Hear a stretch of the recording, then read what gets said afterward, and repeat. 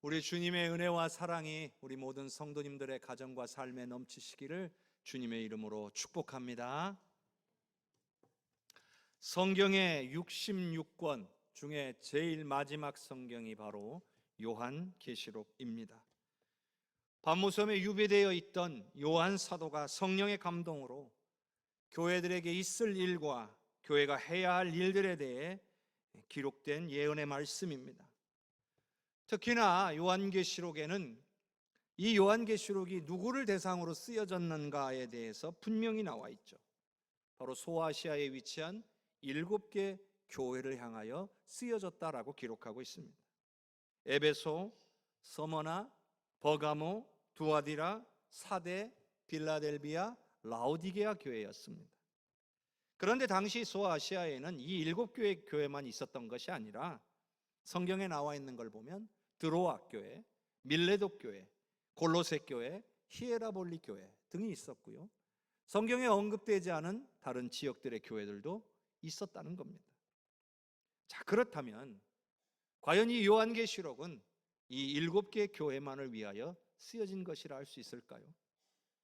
만일 그렇다면 오늘 저와 여러분에게 이 말씀은 그러면 아무런 의미가 없는 말씀이 되고 맙니다.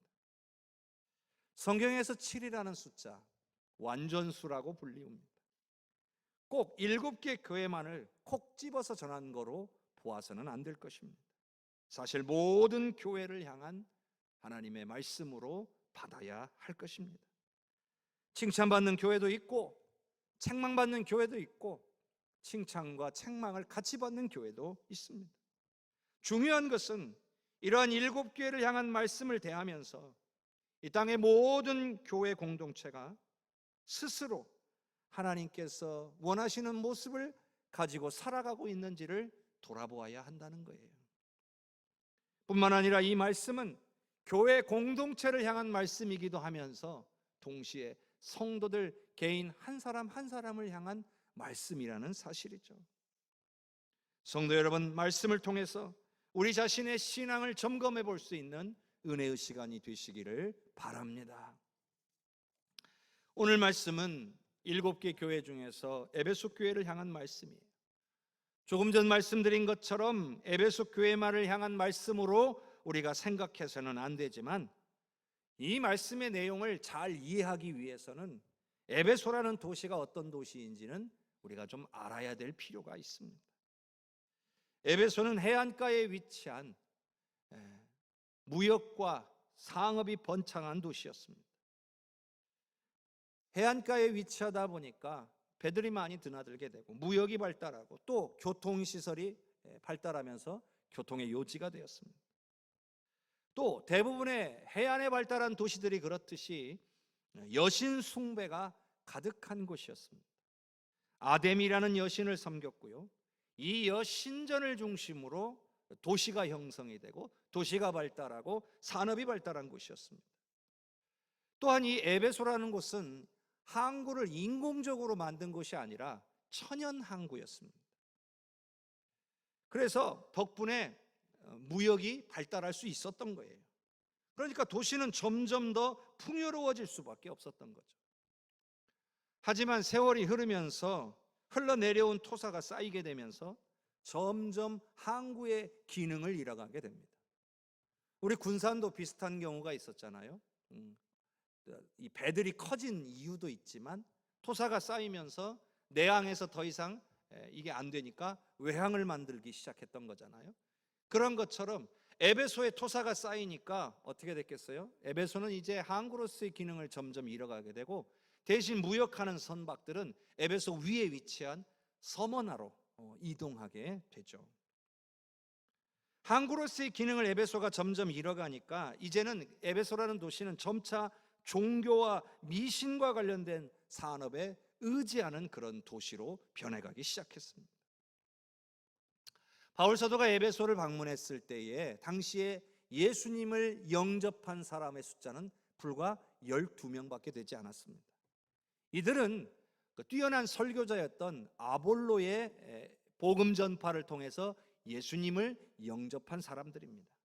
그런데 예수님에 대해서는 알지만 성령에 대해서는 몰랐습니다. 성령을 받은 적도 없었고요. 그래서 바울 사도가 성령에 대해서 가르쳐주고 성령을 충만함을 위해서 기도할 때 성령을 받는 역사가 일어납니다.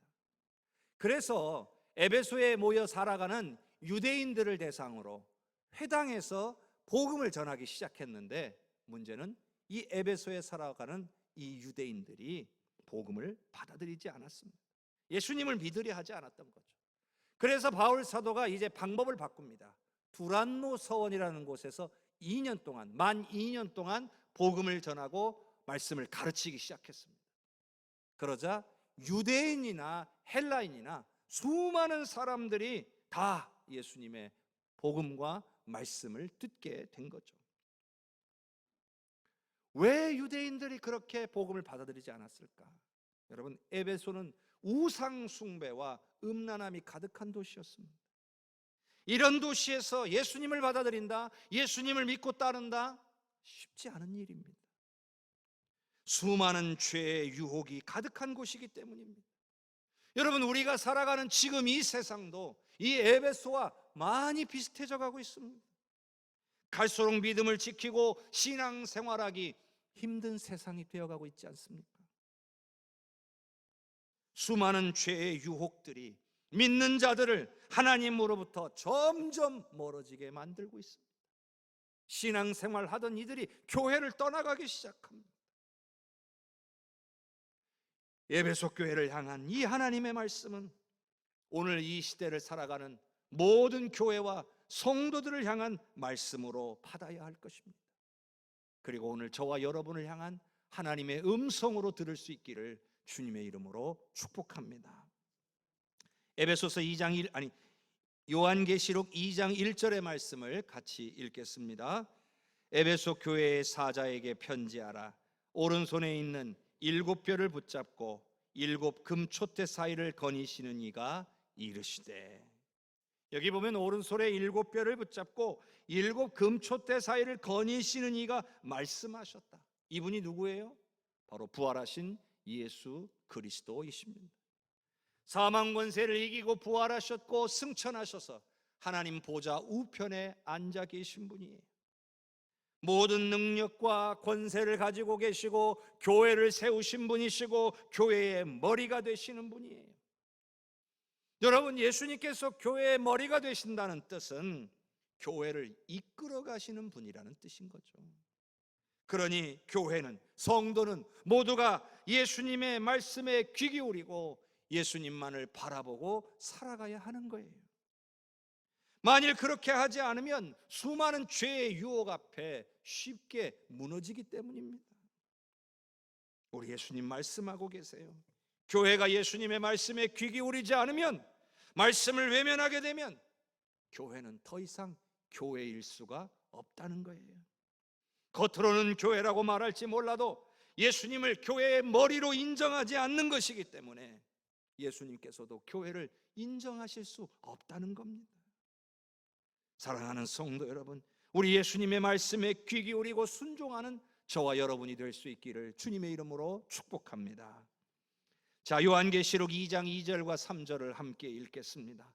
내가 내 행위와 수고와 내 인내를 알고 또 악한 자들을 용납하지 아니한 것과 자칭 사도라 하되 아닌 자들을 시험하여 그의 거짓된 것을 내가 드러낸 것과 또 내가 참고 내 이름을 위하여 견디고 게으르지 아니한 것을 아노라. 예수님께서는요, 이 에베소 교회를요, 칭찬도 하셨고 책망도 하셨어요. 방금 우리가 읽은 이 2절과 3절의 말씀은 예수님께서 에베소 교회 성도들을 칭찬하신 내용이에요. 내가 네 행위와 수고와 내 인내를 안다 말씀하셨어요. 말하자면 이 에베소 교회 성도들이 어떤 신앙생활을 하고 있는지 우리 주님께서 다 알고 계신다는 거죠. 여러분요, 우리가 기억해야 될 것은 지금 오늘 우리의 신앙생활을, 우리가 어떤 신앙생활을 하고 살아가는지 우리 주님께서 다 알고 계심을 기억하시길 바랍니다. 구원받은 자녀로서 우리가 어떻게 살아가고 있는지 주님은 우리의 모든 것을 다 아시는 분이심을 믿으시기를 바랍니다. 자, 에베소 교회를 향한, 에베소 성도들을 향한 예수님의 평가는 이겁니다. 수고하고 인내하고 있다. 이 말은요, 에베소 교회는 게으르지 않았고 주를 위해 헌신하는 교회였다는 거예요. 신앙생활하기 너무나 힘든 환경이었는데도, 너무나 죄의 유혹이 많은 그런 상황 가운데 있었음에도 그들은 수고하고 인내했다는 거예요. 뿐만 아니라 악한 자들을 용납하지 않았대요. 악한 자들을 용납하지 않았다는 말이 무슨 말이겠어요? 악한 자들과 가까이 하며 그들에게 물들지 않으려고 했다는 거예요. 그들을 거부하고 그들을 멀리 했다는 겁니다. 또 거짓 교사들, 이단 사상을 잘 분별하여 잘못된 길로 가지 않으려고 했다는 거예요. 혹시 잘못된 것을 가르치고 있지는 않는지 시험에서 그의 잘못됨을 드러내서 그들을 배척했다는 거예요. 왜요? 믿음을 지키기 위해서. 그리고 이 모든 것이 우리 예수님의 평가는 예수님의 이름을 위하여 한 것이라고 말씀해 주신 겁니다. 성도 여러분, 우리가 신앙생활한다라고 하는 것은 예수님의 이름을 위해서 살아간다는 것을 뜻합니다. 간혹 어떤 분들, 그런 분들이 있어요. 신앙생활한다는 것을 마치 평안과 복으로만 생각하시는 분들이 계셔요. 그런데요, 평안과 복은 우리가 하나님의 말씀대로 순종하는 삶을 통해서 누리게 되는 하나님의 약속이자 선물입니다. 그러니까 우리는 평안과 복을 누리기 위해서 신앙생활하는 것이 아니라 주님의 이름을 위해서, 주님께서 영광을 받으실 수 있도록 하기 위해서 신앙생활하는 거예요. 그렇게 신앙생활하다 보면 은혜와 평안과 복은 약속한 대로 우리에게 부어지는 겁니다. 내 삶을 통해서 복음이 선포되고, 내 삶을 통해서 부활하신 예수님이 증거되고, 내 삶을 통해서 주님께서 행하신 일들이 널리 전파되어야 한다는 겁니다. 에베소 교회 성도들은 예수님의 이름을 위해서 헌신했습니다. 견디고 인내했습니다. 여러분, 자신을 위해서 신앙생활하는 사람들은 예수님의 이름을 위해서 견디고 인내하지 않습니다. 그저 자신의 안위와 복에만 관심을 두기 때문입니다. 에베소 성도들은요, 믿음을 잃지 않았어요. 믿음을 지키기 위해서 인내하고 견뎠어요. 그래서 예수님은 이런 에베소 교회 성도들을 칭찬하신 겁니다. 사랑하는 성도 여러분, 주님께 칭찬받는 성도, 교회가 될 수 있기를 바랍니다. 그런데요, 에베소 성도들에게 우리 하나님이 아쉬운 것이 있다는 거예요. 그래서 책망을 하고 계세요. 여러분, 책망도요, 관심과 사랑이 있는 경우에 하는 거예요. 만일에 사랑 없이, 관심 없이 책망하면 그건 비난입니다. 비난. 더군다나 관심도 없고 사랑도 없으면 누가 책망을 하겠습니까? 그냥 내버려 두겠죠. 잘 되든지 말든지. 더군다나 에베소 교회 성도들을 우리 예수님은 칭찬하셨어요. 잘했다 이거예요. 그런 그들에게 책망을 하신다는 건 바로 이 책망 또한 우리 예수님의 사랑이라는 거예요. 사랑하시니까 책망도 하는 거예요. 더 나아지기를 바란다. 더 성장하기를 바란다. 여러분, 우리한테요, 듣기 좋은 말만 들으면 안 돼요. 은혜가 되고 복이 된다는 말들만 들으면 되는 게 아니에요. 하나님이 저와 여러분을 사랑하시니까 우리를 책망하시는 말씀도 하나님의 사랑으로 받으실 수 있기를 주님의 이름으로 축복합니다. 요한계시록 2장 4절의 말씀을 같이 읽겠습니다. 그러나 너를 책망할 것이 있나니 너희 처음 사랑을 버렸느니라. 그러나 이렇게 말씀하셨잖아요. 칭찬할 것은 칭찬하시겠지만 책망할 것은 책망하시겠다는 거예요. 회복되어야 될 것이 있다라고 하시는 거예요. 칭찬받은 내용만으로는 부족하다는 거죠. 여러분, 기준은 항상 하나님이세요. 나의 스스로 판단하고 내가 기준 되면 안 돼요. 내가 생각할 때 이만하면 나 신앙생활 잘하고 있는 것 아니냐고, 이렇게 생각하면 안 됩니다. 항상 주님이 기준이 되어야 합니다. 주님의 말씀에 비추어서 나 자신의 이 신앙을 점검해 봐야 됩니다. 그래야만 온전한 신앙생활을 할 수가 있습니다. 책망의 내용이 뭡니까? 처음 사랑을 버린 것이다. 여러분, 버리려고 해서 버렸겠습니까? 사실 버렸다기보다는 잃어버렸다, 이렇게 해야 더 맞을 겁니다. 그런데도 왜 예수님은 버렸다 이렇게 말씀하셨을까요? 그것은 절대로 잃어버려서는 안 되는 것인데 잃어버렸기 때문이에요. 그에 대한 책망을 담아서 하신 말씀이 바로 버렸다예요. 그럼 우리는 이 뜻을 알아야 돼요. 처음 사랑을 버렸다, 이게 무슨 의미냐는 거죠. 여러 가지로 얘기할 수 있겠지만 제가 오늘 여러분에게 드리고 싶은 말씀은 예수님보다 더 중요하게 여기는 것이 생겼다는 뜻이에요. 이건 믿음이 약해졌다는 뜻이 아니에요. 예수님을 처음 영접했을 때 그 받은 은혜 때문에 예수님보다 더 귀한 것이 없었는데 점점 예수님의 자리를 다른 것들이 차지하기 시작했다는 거예요. 예수님보다 내 자신이 더 중요해졌고 예수님보다 내 일이 더 중요해지기 시작한 거예요. 인내하고 견디는 것은 좋았지만 에베소 성도들은 예수님보다 사역이 더 중요해졌고 예수님보다 성도들 간의 친교가 더 중요해졌던 거예요. 여러분, 우리도 이런 모습 가지기가 쉬워요. 오늘 저 자신도요, 오늘 이 말씀 앞에서 제가 일부러 그러지는 않았지만 어느 순간 예수님보다 목사로서의 사역을 더 중요하게 생각하진 않았나? 주님의 일보다 내 가정을 더 먼저 생각하지는 않았나? 돌아보게 되는 거예요. 사역에 익숙해지다 보니까 예수님을 향한 마음이 식어지고 있지는 않은가? 돌아보게 되는 거예요. 더 기도하지 못하고 더 사모하지 못하고 있는지 돌아보게 됩니다. 성도 여러분, 중요한 건 이런 우리의 모습을 예수님께서 책망하고 계신다는 거예요. 예수님을 가장 중요하게 여기지 않는 그 모습을 책망하고 계신다는 거예요. 우리를 사랑하시기 때문에 우리를 책망해서라도 우리를 돌이키기를 원하시는 거예요. 주님과의 관계에 더 집중하기를 원하고 계시는 겁니다. 매 순간 우리 주님을 찾고 의지하기를 바라고 계시는 겁니다.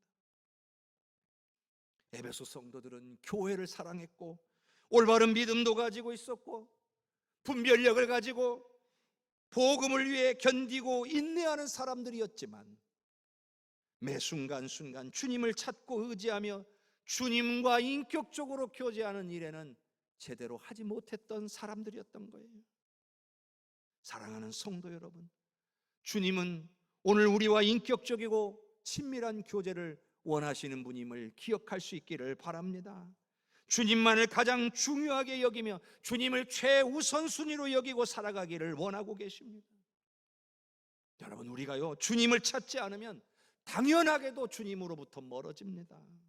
주님으로부터 멀어지면 그 자리에는 주님 대신 다른 것이 들어와 차지하고 만다는 것을 우리는 반드시 기억해야 합니다. 요한계시록 2장 5절의 말씀을 같이 읽겠습니다. 그러므로 어디서 떨어졌는지를 생각하고 회개하여 처음 행위를 가지라. 만일 그리하지 아니하고 회개하지 아니하면 내가 네게 가서 네 촛대를 그 자리에서 옮기리라. 이제는 예수님께서 책망으로 그치지 않고 권면하고 계시죠. 첫째는 어디서 떨어졌는지 생각해 보라는 거예요. 둘째는 회개하여 처음 행위를 가지라고 하신 거예요. 한번 살펴보면 어디서 떨어졌는지 생각해 보라. 이게 무슨 뜻이겠습니까? 신앙인으로서 주님 앞에서 무엇을 잘못했는지를 돌이켜보고 깨달으라는 거예요. 무엇 때문에, 어째서 처음 사랑을 잊어버리게 됐는지, 어쩌다가 예수님보다 더 중요한 것이 예수님의 자리를 차지하게 되었는지, 예수님보다 더 사랑하는 것이 어쩌다 생겼는지 그것을 깨달아야 된다는 거예요. 근데 여러분, 이게요 저절로 깨달아지지 않아요. 누군가가 깨우쳐줘야 합니다. 그래서 우리에게 성령이 계시는 거고요. 그래서 우리에게 하나님의 말씀이 있는 겁니다. 항상 성령님을 찾고 구해야 합니다. 항상 말씀을 읽고 묵상하며 말씀에 귀 기울여야 됩니다. 그래야 우리의 잘못을 깨달을 수 있어요. 어디서 떨어졌는지 찾아낼 수가 있는 거예요. 성령을 찾지 않는 성도, 말씀에 귀 기울이지 않는 성도는요, 자기가 무엇을 잘못했는지, 왜 주님을 향한 처음 사랑을 잃어버리게 되었는지 깨닫지 못하고 살아간다는 것을 우리는 기억해야 합니다.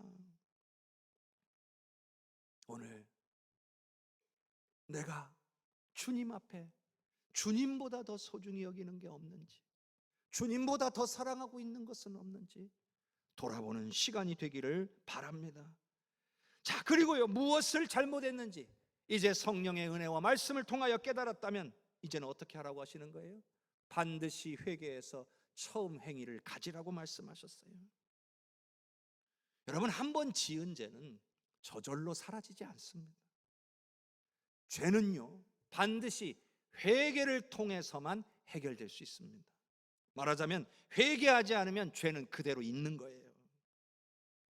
그런데 이 회개는요, 얼마나 감사하냐면 믿는 자의 특권이에요. 믿지 않는 자들에게 해당되는 것이 아닙니다. 예수님의 십자가의 은혜로 말미암아 우리에게 주어진 은혜고 권리예요. 진실된 회개를 통해 우리의 죄를 사하여 주시겠다라고 하나님께서 정하신 일이기 때문에 그래요. 그런데요, 참된 회개가 뭘까요? 그냥 죄를 뉘우치는 것? 그것이 아니에요. 참된 회개는요, 반드시 행위의 변화가 일어나야 돼요. 말하자면 삶이 바뀌어야 돼요. 변화가 일어나야 돼요. 오늘 말씀에서도 회개하여 처음 행위를 가져라, 회개로 그치지 말고 처음 행위를 가져라, 이렇게 말씀하고 있는 거예요. 진정한 회개는 반드시 결단으로 이어지게 되어 있습니다. 주님으로부터 멀어지게 만드는 것, 주님보다 더 중요하게 여기는 것, 이것을 버리겠노라고 결단하고 또 행해야 한다는 거예요. 뿐만 아니라 주님을 더 사랑하고 주님과 더 가까워지기 위한 노력을 행해야 됩니다. 그것을 행하기로 결단해야 됩니다. 말씀을 듣고 깨달았지만 집으로 돌아가는 길에 다 잊어버리고 여전히 변화되지 못한 그 모습 그대로 살아간다면 여러분, 아무 소용없는 거예요. 여러분, 우리가 회개에 성공해야 되는 또 다른 아주 중요한 이유가 있어요. 말씀에 나오는 것처럼 만일 그리하지 아니하고 회개하지 아니하면 내가 네게 가서 네 촛대를 그 자리에서 옮기리라. 교회가요, 회개하지 아니하면, 처음 사랑을 회복하지 아니하면 이제는 교회로서 사명을 감당하지 않게 하시겠다는 거예요. 아무리 열심을 가지고 헌신했다 할지라도 소용없을 거라 하신 거예요. 여러분, 무서운 이야기죠. 에이, 설마 그러시겠어? 주님이 우리를 사랑하시는데, 이렇게 헌신했는데, 이렇게 오랜 세월 동안 쓰임 받았는데, 여러분, 이렇게 생각하면 안 됩니다. 주님은 분명 회개하고 처음 사랑을 가지라고 하셨어요. 우리 안에, 이 땅의 교회들 안에 회복되어야만 하는 것이죠. 감사하게도 우리에게는 아직 기회가 있어요. 바로 지금 이 시간이 기회인 거예요. 주님의 말씀 앞에 찔림이 있고 깨달음이 있으면 결단하십시오. 더욱 성령님을 찾고 구하겠노라고 결단하십시오. 더욱 하나님의 말씀에 귀 기울이겠노라고 결단하십시오. 그래서 죄와 허물이 깨달아졌다면 진실로 회개하고 더욱 주님께로 가까이 나아가십시오. 그렇게만 하면 되는 거예요. 그렇게 해야 책망이 아니라 칭찬받는 교회와 성도가 될 것입니다. 요한계시록 2장 7절의 말씀을 함께 읽겠습니다. 귀 있는 자는 성령이 교회들에게 하시는 말씀을 들을지어다. 이기는 그에게는 내가 하나님의 낙원에 있는 생명나무의 열매를 주어 먹게 하리라. 여러분, 이 말씀은 들을 귀를 가진 성도들에게 성령이 주시는 말씀임을 믿으시기를 바랍니다. 말씀을 듣고 그냥 흘려보내서는 안 됩니다. 분명히 이기는 그에게는 내가 하나님의 낙원에 있는 생명나무의 열매를 주어 먹게 하리라 말씀하셨습니다. 처음 사랑을 회복하는 일, 회개하여 처음 행위를 갖게 되는 일, 주님보다 더 사랑하는 것이 없게 하는 일, 이건 여러분 쉬운 일이 아니잖아요. 그런데 이 말씀에서는 이 일을 이겨야 하는 일로서 선포하고 있다는 거예요. 원수 마귀의 집요한 방해를 이겨내라는 거예요. 여러분, 원수 마귀는 우리를 끊임없이 유혹합니다. 하나님보다 다른 것을 더 사랑하도록, 예수님의 자리에 다른 것을 채우도록 우리를 유혹합니다. 또한 성령님을 찾지 못하도록, 더욱 말씀을 가까이 하지 못하도록 우리를 회방합니다. 죄를 깨닫지 못하게 하고 회개하지 못하게 방해합니다. 우리의 심령을 강팍하게 해서 하나님의 말씀을 한 귀로 듣고 한 귀로 흘리게 만듭니다. 또한 하나님의 말씀 앞에서 죄와 허물을 깨닫고 죄를 고백한다 할지라도 삶이 바뀌지 않아서 다시 죄를 반복하게 만듭니다. 성도 여러분, 이런 모든 마귀의 유혹을 이겨야 한다라고 말씀하고 계시는 거예요. 그래야만 예수님이 주시는 생명나무의 열매를 먹을 수 있게 된다고 하시는 겁니다. 신앙생활을 편안한 것으로 생각하면 안 됩니다. 참된 신앙생활은요, 투쟁의 연속이에요. 끊임없이 원수 마귀의 유혹과 싸우는 일이에요. 예수님으로부터 멀어지게 만드는 모든 것은 오늘 우리가 싸워야 될 대상이에요. 여러분, 어떻게 해야 이 싸움에 승리할 수 있을까요? 어떻게 해야 이 싸움에서 승리해서 주님이 주시는 생명나무의 열매를 받아 먹을 수가 있을까요? 오늘 말씀에 답이 있잖아요. 성령이 교회들에게 하시는 말씀을 들어야 한다는 거예요. 우리는 항상 성령의 감동과 하나님의 말씀 앞에 순종할 준비가 되어 있어야 돼요. 열린 마음을 가지고 성령의 음성을 듣고자 해야 하고, 하나님의 말씀을 하나님의 음성으로 받을 준비를 하고 있어야 되는 거예요. 만일 그렇게 준비되어 있지 않으면 말씀을 듣고 흘려보내거나 말씀을 거부하거나 외면하게 되는 거예요. 제가 오늘 이 요한계시록 2장 1절에서 7절의 말씀을 여러분과 나누게 된 이유가 있어요. 제가 최근에만 이 말씀을 3번을 연속해서 다른 사람들의 입술을 통해 듣게 되었기 때문이에요. 우리 목사님 가운데 한 분이 수요 설교에서 이 말씀을 선포하셨어요. 그리고 목사님으로 은퇴하신 저의 외삼촌께서 저를 만났는데요, 평소에 말씀도 잘 안 하시는 분이 제가 가서 돌아올 때까지 계속해서 성경 말씀을 이야기하시는데, 그 내용이 요한계시록 말씀이고 그 중에 오늘 이 말씀이 포함되어 있었습니다. 그리고 제가 목회자로 처음 사역했던 교회의 한 성도를 우연히 만날 수 있게 되었는데, 그 성도의 입으로도 통해서도 이 말씀을 들을 수 있었습니다. 저는 우연이라 생각하지 않습니다. 모두가 같은 말씀을 이 짧은 기간 안에 다 하셨기 때문이죠. 저는 그래서 이 말씀을 먼저는 저를 향한 하나님의 음성으로 듣습니다. 그리고 우리 교회를 향한, 우리 성도를 향한 하나님의 음성으로 듣고 있습니다. 사랑하는 성도 여러분, 처음 사랑을 회복하는 교회와 성도들이 되시기를 바랍니다. 주님보다 더 사랑하는 것이 있는지 돌아봅시다. 그리고 회개합시다. 주님을 가장 사랑하고 더 사랑할 수 있도록 성령의 도우심을 구합시다.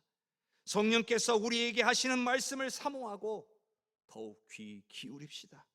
그래서 주님께 칭찬받고 생명나무 열매를 받아먹는 오늘 저와 여러분이 될 수 있기를 주님의 이름으로 축복합니다.